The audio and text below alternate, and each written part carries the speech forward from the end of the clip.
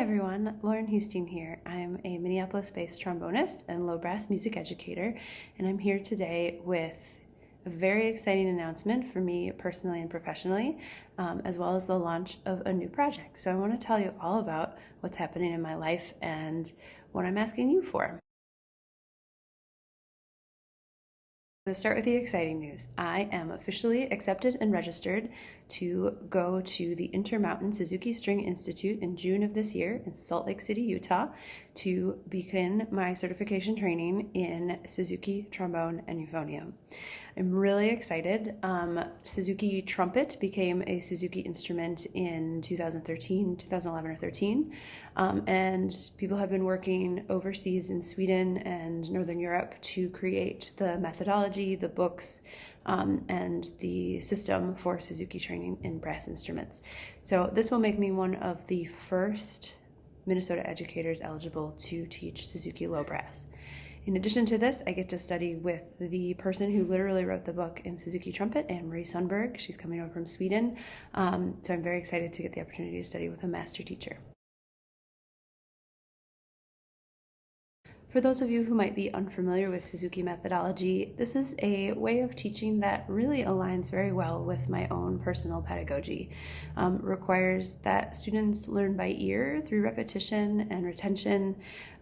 Learning music can be as simple as learning a language. We don't learn to read before we learn how to speak, so why do we do that with music? Shinichi Suzuki was a very inspiring person. In the 1950s, he began to develop this methodology in Japan, hoping to create just more well-rounded music appreciators, young children who would grow up to not necessarily perform at the highest echelon of music performance, but just be lifelong music performers and appreciators and better human beings because of it. As you might imagine, focusing on this love of music and joy of performing and making music accessible to more students, because all children are musical, really appeals to me, and I think I'm going to make a great fit for Suzuki training. So I'm very excited to become a part of it.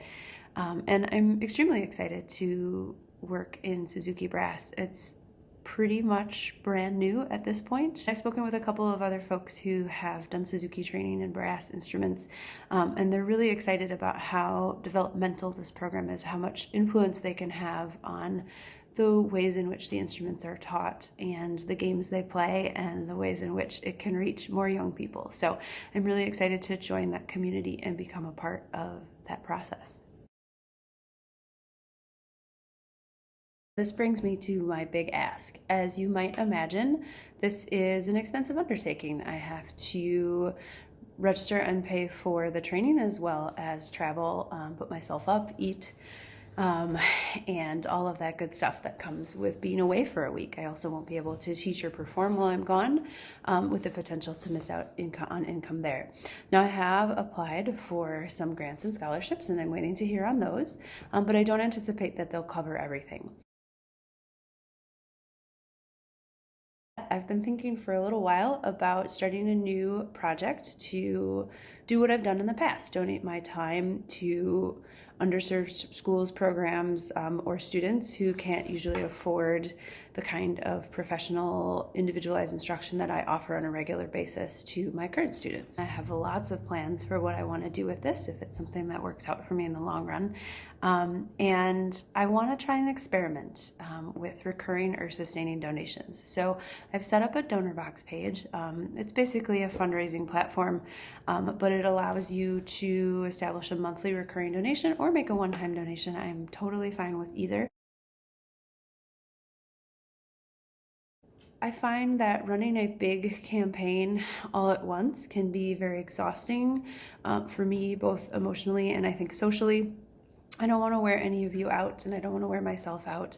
And I wonder if raising money on a monthly basis might allow me to continue this indefinitely, to reimagine the project as it goes on, and to put that money to different kinds of things as those things pique my interest or opportunities arise.